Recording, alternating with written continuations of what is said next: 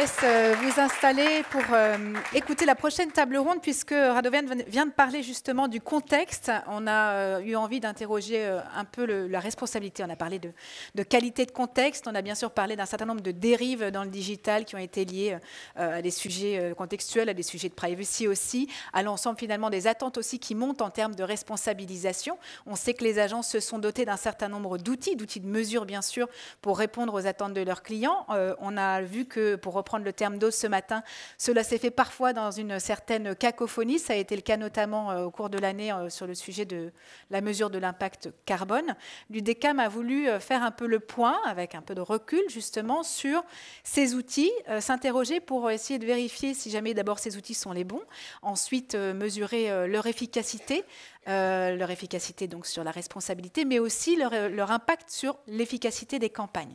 Pour répondre à l'ensemble de ces sujets donc qui s'affichent, impact environnemental, brain safety, médias de contenu, le marché est-il responsable? Je vais inviter Sarah Benlolo, journaliste de CB News, à me rejoindre sur scène avec ses invités. Corinna Bitbol, DG Marketing Sciences d'Omnicom Media Group, Grégory Gazagne, directeur général de Snapchat en France, Julie Humeau, qui est Média et Marketing Insight Director de Dentsu, et Jean Muller, exécutif vice-président Sales Intelligence de JC Decaux.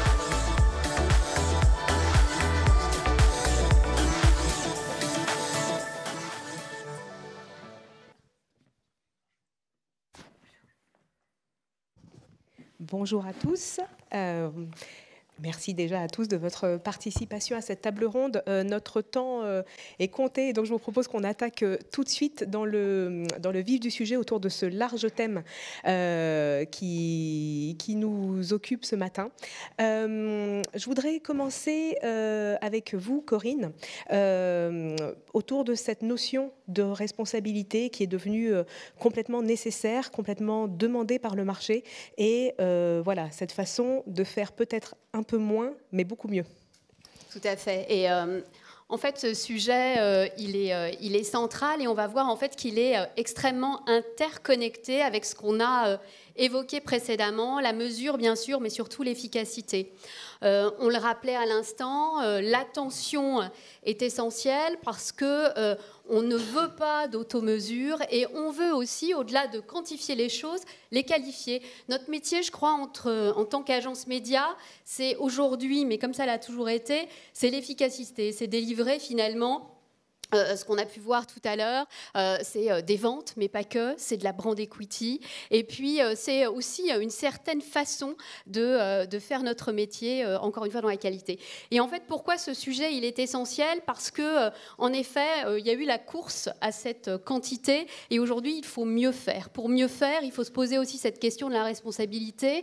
Et dans cette notion qu'on a vue de l'attention, eh bien, la responsabilité est au cœur. Aujourd'hui, on sait qu'une campagne finalement digitale représente en moyenne 5,2 tonnes d'impact carbone. C'est énorme, ça représente à peu près 20 000 kilomètres réalisés en voiture. Alors, c'est toujours la course à plus, et finalement, l'attention est aussi une bonne façon d'optimiser nos campagnes, puisque en optimisant une campagne digitale sur ce critère de l'attention, on est capable de baisser de plus de 60% en fait ces émissions carbonées. Donc on voit bien que les sujets aujourd'hui, ils sont totalement liés, interconnectés, et je pense que ça va être aussi la thématique, on le voit d'ailleurs, la brand safety est aussi une façon de mieux monitorer notre responsabilité pour la responsabilité des marques. Merci. Julie Brouvoux, cette question de la responsabilité, c'est littéralement un vecteur de progrès pour les annonceurs. C'est clairement aujourd'hui, on est obligé de passer par là. Je peux reprendre la métaphore des haricots. En fait, aujourd'hui, il y a la façon de les compter et la façon aussi combien ça coûte à la planète d'élever ces haricots et de les faire pousser, grandir et de les récolter derrière. Donc on est obligé aujourd'hui d'intégrer ce paramètre-là dans notre travail avec les agences.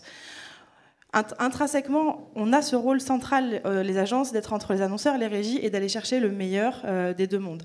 Dans le meilleur des deux mondes, on a choisi que ce soit une mission, on s'est intégré aujourd'hui dans nos statuts, et on contribue aujourd'hui à rendre le marché plus responsable, à la fois côté annonceur, mais aussi côté régie. Donc on travaille de pair avec toutes les entités pour qu'aujourd'hui, chaque contact soit utile, qu'il soit vecteur aussi d'attention et qu'il soit diffusé dans un cadre brand safe, et aussi qui va chercher de l'attention. Enfin, bien entendu, l'attention est un critère essentiel, et aujourd'hui on parle même plus d'économie de l'attention, on parle d'écologie de l'attention, parce que plus on va avoir des contacts utiles, moins on aura de contacts à diffuser, plus notre empreinte carbone sera faible. Et aujourd'hui, c'est tout le travail qu'on est en train de mettre en place, tout le marché, individuellement aussi avec chacun de nos annonceurs. C'est un travail de longue haleine, parce qu'aujourd'hui il faut aussi montrer que diffuser moins, ça ne veut pas dire toucher moins de personnes ou les toucher moins bien. Et donc tout ce travail qu'on a autour des calculettes carbone, parce que c'est un sujet, c'est un vecteur de progrès de toute façon pour l'ensemble du marché. Même si aujourd'hui, on a quelques écueils dans la façon dont c'est mis en place. Merci. Grégory, cette question de responsabilité, vous percevez, vous aussi, une demande de la part de vos annonceurs, vous vous engagez, vous aussi, au sein de cette filière, y compris en tant qu'acteur du digital? Oui, bien sûr. On peut pas passer à côté. On a 3 grandes priorités chez Snap. La première, ça va être de prendre soin de notre communauté. Ça commence par là. On a 20 millions de gens qui se connectent tous les jours sur Snapchat en France, mesuré par Médiamétrie. Sur ces 20 millions, il y a 7 millions en fait, de 13-24 ans. C'est 90% des 13-24 en France qui se connectent. Notre responsabilité, c'est de leur offrir une plateforme où ils peuvent se sentir en sécurité. Et puis de leur apporter ensuite des solutions par rapport à leurs problématiques d'ados et post-ados qui vont être travaillées. Alors on a des plateformes, un portail sur la lutte contre les addictions, la drogue. On travaille avec le gouvernement, donc c'est Here for You. Et puis on a, sur Heads Up, et on a Here for You qui est sur tout ce qui est thématique de harcèlement, de dépression, etc. Donc quand on parle d'impact, on parle aussi d'impact au niveau de ce qu'on peut apporter à la société et quelle est notre responsabilité de nous en tant que plateforme avec l'audience qui est la nôtre, la particularité de l'audience qui est la nôtre. Le deuxième élément, c'est la brand safety, qui est une autre priorité, c'est d'offrir à nos annonceurs et aux agences avec lesquelles on travaille un environnement responsable en termes de contenu. Donc on travaille avec les grands médias, on a toute une chaîne avec un système de partage de revenus avec les grands médias, avec TF1, M6, Le Figaro, Le Point, je ne vais pas tous les citer, mais on a 90 médias qui travaillent avec Snap. Et puis on a une volonté, alors qui nous impacte parfois dans notre capacité à générer, on va dire, de l'influence, mais on cherche à faire de l'influence responsable, et on modère tous nos contenus en fait a priori, qui sont essentiellement aussi modérés de manière humaine. Ce qui coûte énormément d'argent, mais ce qui est aussi notre conviction en fait, dans ce que doit être notre plateforme et la manière dont on doit répondre en fait, aux problématiques des annonceurs. Et puis le dernier point, pas dans l'ordre d'importance, mais c'est aussi effectivement l'impact donc des campagnes, comme l'a dit Corinne. Aujourd'hui, qu'on a publié dès 2019 chez Snap un Citizen Snap Report, pour ceux qui veulent aller voir, c'est intéressant, c'est la totale transparence de tout ce qu'on met en place au niveau de la société. On a des responsabilités aussi dans la mixité, l'intégration en fait, des communautés, dans tout ce qui est environnement. Et donc la manière dont aujourd'hui Snap est neutre en carbone et on veut être carbone négatif d'ici 2030.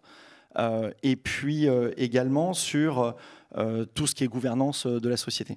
Et dans cet univers-là, dans tout cet impact, en fait, on investit de manière extrêmement importante.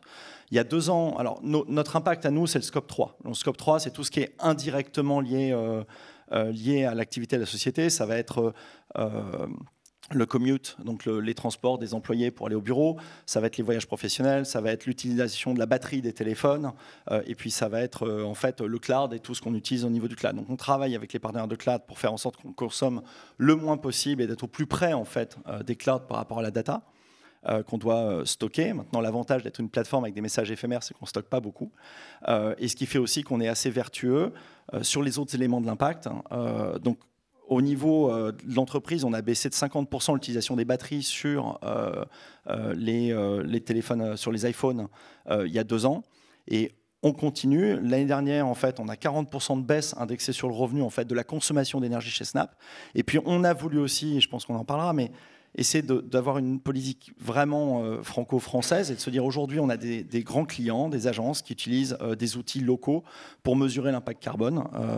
On a travaillé avec Impact Plus pour voir quel est effectivement notre impact en termes de campagne média. Et sur des formats vidéo, on a 77% moins de consommation énergique chez Snap que les autres plateformes, dû à nos investissements, dû à notre conception qui est assez particulière. Et tout ça, effectivement, c'est des sujets dont on ne peut pas ignorer en fait, l'existence aujourd'hui. De là à dire que ça change drastiquement en fait, les investissements, ce n'est pas vrai. Merci. Jean Muller, pour vous aussi, désormais, c'est devenu inéluctable, incontournable d'être responsable? Oui, deux remarques liminaires. La première, je pense que c'est une responsabilité qui est collective, qui est finalement, c'est quoi l'avenir de la filière publicité, où la filière, elle va être capable, dans les années qui viennent, de démontrer qu'elle peut être un accélérateur de la transition, ou je pense que collectivement, on va avoir de grandes difficultés. Donc d'abord, c'est une responsabilité collective. La deuxième, c'est une petite observation personnelle. Ce matin, pour venir ici, je suis parti d'une porte de Paris, j'ai longé les quais de Seine, je suis arrivé place de la Concorde. Puis je ne vous cache pas que je vais la partager avec vous, j'ai une petite émotion en arrivant rue Royale. J'ai vu la façade de la Madeleine, magnifique. Et en m'avançant, j'avais à gauche la perspective de l'église Saint-Sulpice. Et je la trouvais merveilleusement éclairée, alors qu'on est au mois de novembre et que le ciel était quand même assez gris. Et puis, en prenant le boulevard des Capucines, j'ai vu les abrébus et les colonnes Maurice, et je me suis dit que finalement, j'étais fier de mon métier. Et j'étais fier de notre métier parce que il y a des médias qui sont plus ou moins responsables et plus ou moins utiles. C'est la publicité qui a fait, c'est les entreprises qui ont communiqué sur ces façades, qui ont permis la réhabilitation de ces monuments historiques de Paris. Et c'est les marques qui financent le fait qu'aujourd'hui, on apporte des biens et des services à la collectivité parce qu'ils sont financés par la publicité. Et donc, je pense que dans cette mesure de la responsabilité, il est important de comprendre que le modèle économique de notre entreprise, il est extrêmement vertueux. Il est extrêmement vertueux parce que 40% de la valeur ajoutée qu'on crée, elle est redistribuée à nos mandants et particulièrement aux collectivités locales pour financer des crèches et des besoins des citoyens. Et si ce n'était pas la publicité, si ce n'était pas les annonceurs qui les finançaient, ce serait la charge du contribuable. Et d'ailleurs, on peut continuer. 30% de cette valeur ajoutée, c'est des sous-traitants et des fournisseurs. Et 21%, c'est pour nos collaborateurs au travers des charges de personnel. Donc, et puis je finirai par un dernier chiffre. Je suis un peu long, mais comme on a peu de temps, je garde un peu le micro. C'est que 50% de notre chiffre d'affaires, il est éligible à la taxinomie. C'est un mot un peu compliqué, mais ça veut dire qu'on contribue à la transition. Parce que quand on favorise, quand on encourage les gens à utiliser les transports en commun, le bus, ou lorsqu'on propose des modes de mobilité très doux comme ceux des vélos en libre service, eh bien, on est totalement intégré dans cette transition.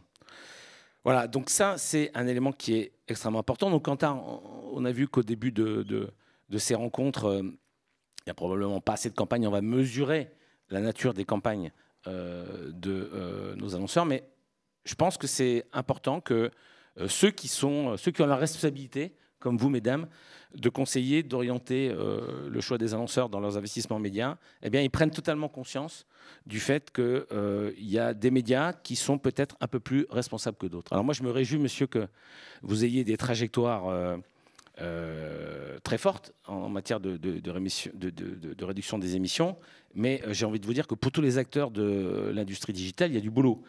Parce qu'il y a une étude qui a été faite par KPMG et qui mesure de manière très précise, puisque le thème de ce séminaire, c'est la mesure, la contribution à la fois énergétique et en termes d'émissions des différents médias.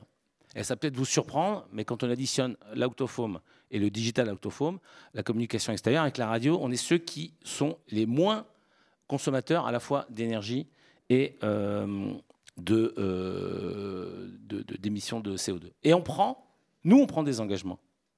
L'UPE a pris des engagements dès mars 2021, en signant des plans de sobriété, en déposant le contrat climat à l'ARCOM.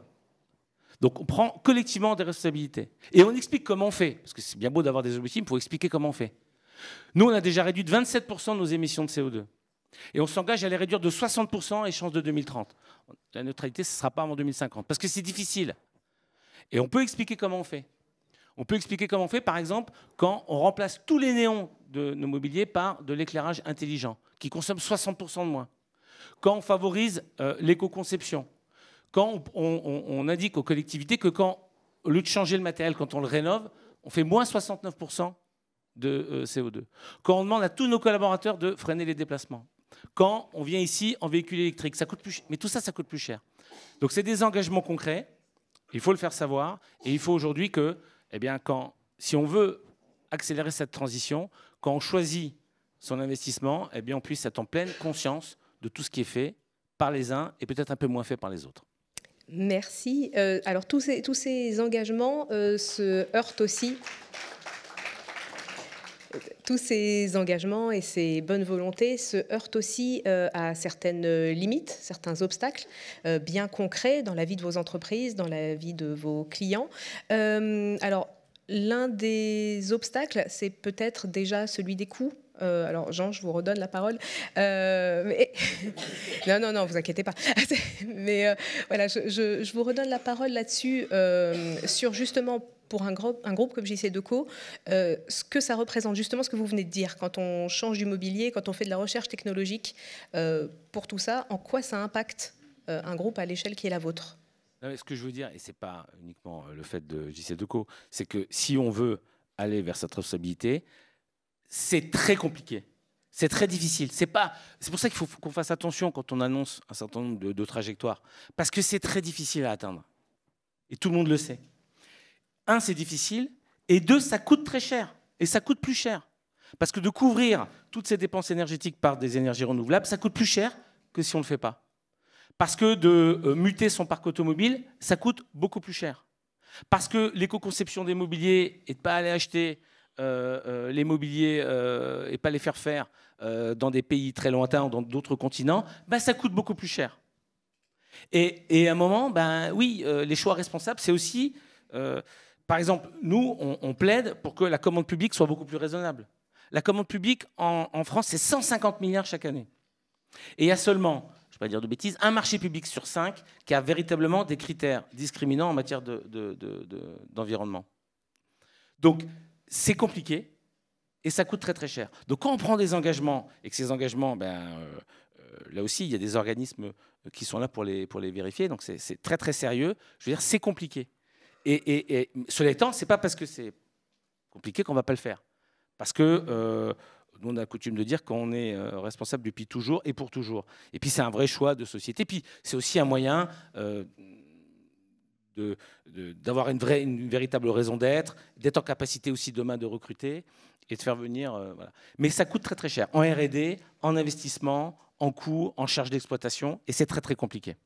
Grégory, vous l'avez dit, vous aussi, ça a un impact direct sur vos coûts, mais aussi sur votre rayonnement, sur votre stratégie d'essayer d'atteindre cette responsabilité.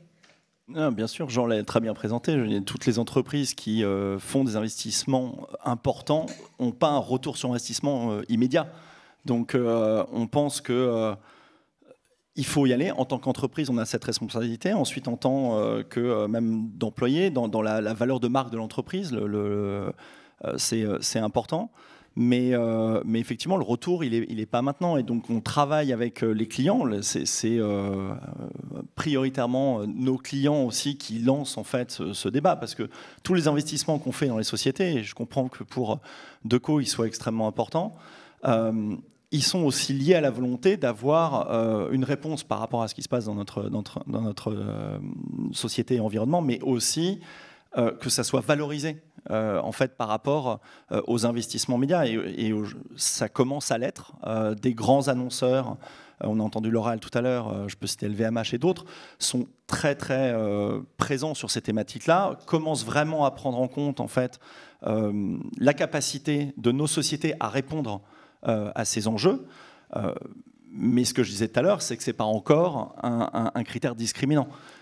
Aujourd'hui, on a beau faire de la modération de contenu extrêmement forte chez Snap, Et ça a beau être un sujet qui est extrêmement important pour les annonceurs avec lesquels on travaille, on voit ces mêmes annonceurs investir sur des plateformes où il y a un contenu qui est totalement incontrôlé, avec des commentaires publics totalement incontrôlés, etc. Donc on n'est pas non plus dans un univers où ce retour sur investissement, il va être court terme. Mais il est indispensable. Il est indispensable par rapport à la planète et aux enjeux long terme. Il est indispensable dans le recrutement en fait, de nos collaborateurs, pour qui c'est des éléments où on ne peut pas se projeter dans une société qui ne fait pas ce genre d'investissement. Et puis il est indispensable ensuite parce qu'à un moment donné, ok, on vend de la pub, on peut en penser ce qu'on veut, je vis très bien, je dors très bien, mais parce qu'aussi on fait les investissements nécessaires pour se dire j'ai envie d'être un peu plus vertueux que mon voisin, que ce qui se fait ailleurs. Voilà. Et oui, c'est nécessaire. On espère assez rapidement que cette conscience va être de plus en plus prise en compte, ce qui est déjà le cas avec les agences notamment avec lesquelles on travaille, mais dans le media planning, des campagnes de plus en plus. Merci. Est-ce que, alors, dans cet environnement, il y a les groupes médias, les plateformes. Il y a aussi évidemment des annonceurs, voilà, qui ont plus que leur part dans cet écosystème. Corinne, pour ces annonceurs justement, vous nous avez dit que c'était une question qui montait de plus en plus, que vous passez un message de responsabilité et d'efficacité. À quel point est-ce que c'est devenu un deal breaker pour les annonceurs ou pas? Alors peut-être selon les secteurs, peut-être selon la maturité de chacun. Tout à fait. Il y a une question de maturité. On l'a d'ailleurs évoqué tout au long de cette matinée, aussi en lien évidemment avec le volume des investissements et même, je dirais même, la nature des investissements. Si on regarde finalement au sein des différents secteurs, on l'a un peu évoqué, c'est vrai que certains sont plus matures. Pourquoi ? Parce que avec une mesure qui est déjà un petit peu plus aboutie et une capacité aussi à définir le rôle de la brand equity. Elle est fermement définie avec des indicateurs précis et surtout on connaît sa contribution sur les ventes. Et du coup, quand on tient à cette brand equity, on va être absolument très regardant évidemment sur la brand safety, mais aussi sur l'impact environnemental. Et donc, pour certains de ces annonceurs, évidemment, on voit tout de suite que ça fait partie même des contrats, et donc qu'il y a des engagements qui sont pris dès le début de la collaboration avec des mesures. Et je crois que c'est un sujet qu'on va évoquer. Alors oui, il y a plein d'outils, il y a aussi une certaine cacophonie sur cette thématique, mais j'ai envie de dire, finalement, il y en a toujours eu dans nos métiers et dans les évolutions de nos métiers. Est-ce que c'est grave? Si ça va dans le bon sens, c'est pas si grave que ça, parce que les choses vont se tasser dans le temps. On a en effet différentes méthodologies. Nous, on utilise au sein d'Omnicom le protocole, le GAS protocole. Bon, d'autres utilisent d'autres méthodologies, la méthodologie PEF, etc. Ce qui compte, encore une fois, c'est d'être d'accord sur la mesure qu'on va opérer pour notre annonceur, être transparent et créer ce climat de confiance qui est nécessaire, quels que soient les sujets qu'on aborde. Une fois que cette confiance est établie, l'outil, finalement, va surtout nous permettre de faire mieux. Encore une fois, le but, c'est pas de faire plus. C'est de s'améliorer et de créer une courbe d'apprentissage, de savoir avec quels partenaires on va travailler et d'écouter nos partenaires. Parce qu'en fait, je tiens à redire aussi qu'en tant qu'agence, on est là pour conseiller les annonceurs. On est là aussi pour écouter les médias. Et je vous remercie tous d'ailleurs parce que, en fait, les différentes études que vous mettez à notre disposition, les différents protocoles que vous lancez, nous enrichissent et nous permettent de faire ce travail de pédagogie. Sans l'étude sur l'attention, sans tout le travail qu'a fait JC2Co, sans le partage également des engagements de Snap, il nous est difficile de voir clair aussi dans ce panorama. Donc, notre rôle, c'est de récupérer toutes ces informations, d'en faire finalement une digestion assez la plus simple possible. Et les outils derrière, les outils, je pense qu'avec le temps, ils vont très certainement être moins nombreux, comme c'est souvent le cas, et nous permettre une vision peut-être, plus précise de l'ensemble de l'écosystème, parce qu'à date, évidemment, chaque agence va avoir sa méthode, chaque régie aussi, mais encore une fois, c'est un mal nécessaire et c'est pour aller dans une construction plus pérenne. C'est une transition. Ouais. On peut applaudir. Je pense que c'est très positif. Et à un moment donné, on est dans une transition. On sait que c'est un sujet pour les clients, pour les agences. Les associations, que ce soit Lyon des marques, l'UDECAM, s'en emparent. on va aller vers un univers normé. En ce moment, tout le monde, effectivement, va de sa contribution, et c'est très bien. Il faut qu'on se construise comme ça pour essayer, en fait, d'arriver à une amélioration de la situation. Et donc, au final, que tous ces efforts soient faits, il reste encore beaucoup de chemin, mais je suis un éternel optimiste, mais on est sur la bonne voie. Julie, je crois que vous souhaitiez rebondir là-dessus. Deux petites choses à ajouter. C'est que, dans les sujets de mesure, de toute façon, on a quand même des standards à respecter. Aujourd'hui, l'ADEME a publié des critères. Donc, il y a des choses qui sont quand même factuelles vis-à-vis de la mesure, que toutes les mesures qui ont été lancées respectent, après, avec différents paramètres à prendre en compte. Et le deuxième sujet, c'est que, soyez rassurés, aujourd'hui, on ne se base pas uniquement sur un chiffre de tonnage carbone quand on évalue nos plans. Notre rôle de conseil, il est effectivement, Corinne l'a évoqué, de jauger de la valeur de la régie, de ses engagements, d'aller travailler plus dans le qualitatif et pas juste se reposer sur le tonnage carbone qu'elle dépense chaque année. Parce qu'aujourd'hui, c'est important pour nous aussi de se projeter à moyen terme, à long terme, et donc de regarder dans le futur si on a des trajectoires communes, parce qu'aujourd'hui, l'idée, c'est d'aller tous dans le même sens. Donc aujourd'hui, on ne prend pas purement et simplement un chiffre, on va aussi chercher de l'échange, de la valeur et de la qualité dans la relation. Et effectivement, la valeur, elle a un prix. Et c'est là où ça peut être deal breaker parfois. Oui, moi je suis tout à fait d'accord avec ce qui vient d'être dit. Ce que je voulais préciser, c'est que notre média, la publicité extérieure, il nous a semblé injustement montrée du doigt au moment de la crise énergétique il y a un peu plus d'un an. Et c'est la raison pour laquelle, collectivement, on a décidé de réaliser cette étude par KPMG, dont la méthodologie elle est ouverte à tout le monde, donc c'est pas une étude source JC-Deco, et c'est des engagements très clairs et elle est accessible à tout le monde.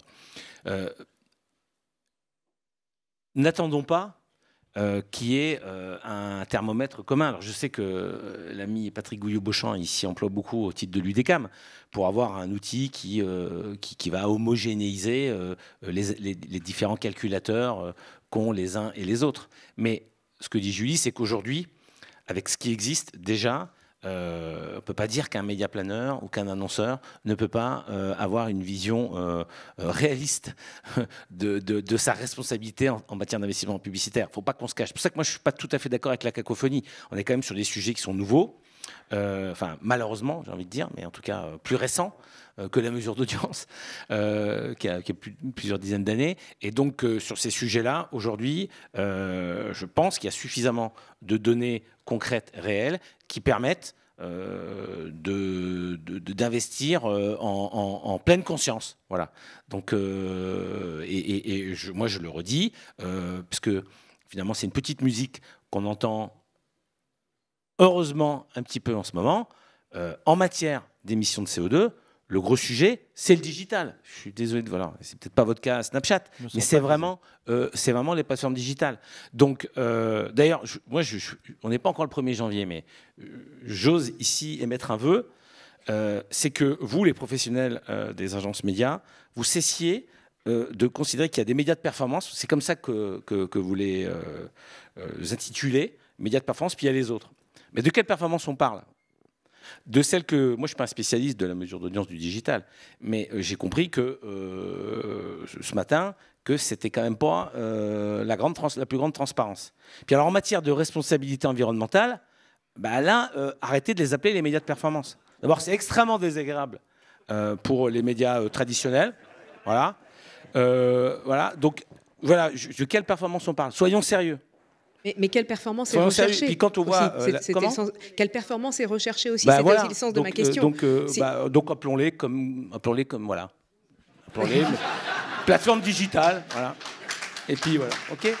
Est-ce qu'on parle de performance sociétale ? Est-ce que quand j'entends dire on est français, où ils payent leurs impôts, ces gens-là, etc., quoi. Un moment, un peu de sérieux, quoi. Voilà. Julie, c'était le sens de ma question aussi, parce que on est vite parti sur la mesure, mais c'était aussi un peu le sens de ma question. Quel est, parmi vos clients, justement, dans cet indicateur de performance, d'efficacité, qu'est-ce qui remonte ? À quel point est-ce que cette question de responsabilité remonte en premier, en top, en bien plus loin ? En fait, on a une vraie accélération aujourd'hui à la fois dans le partage des solutions qu'on met en place et dans la souscription aussi, parce qu'il y a un sujet de produits achetés. Et on est passé du simple au double depuis le début de l'année. On a de plus en plus de clients qui sont engagés à la fois sur la partie mesure, mais aussi sur la mise en place d'encodage green pour baisser justement le poids de sa diffusion en digital, de PMP aussi verte pour aller chercher des écosystèmes où on est plus responsable aussi dans la diffusion. Donc aujourd'hui, ce n'est pas le critère toujours numéro 1, ça le devient pour certains types d'annonceurs, clairement.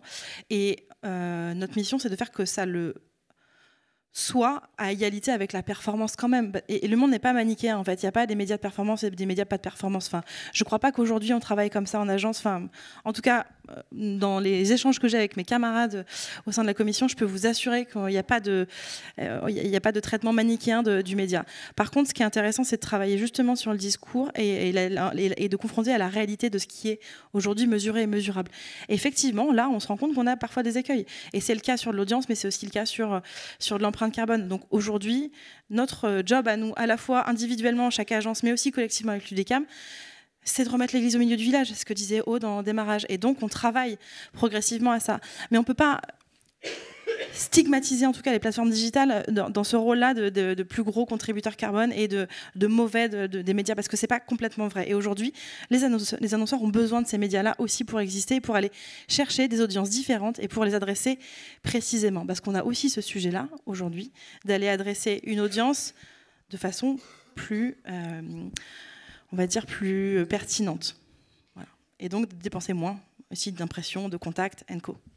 Et peut-être, Julie, ce qu'on peut ajouter pour rebondir à ce qui a été dit précédemment, c'est que en fait, ce fameux KPI framework, c'est aussi certainement une façon de faire évoluer les choses de façon positive, d'intégrer cette notion de bilan carbone et de se sortir aussi d'une seule volonté qui dévalorise toute la valeur qu'on a évoquée précédemment et qui reste que sur cette notion de coût, parce que en fait, la responsabilité, elle est essentielle. On l'a dit, mais on est trop souvent encore jugé sur notre capacité à faire baisser les coûts.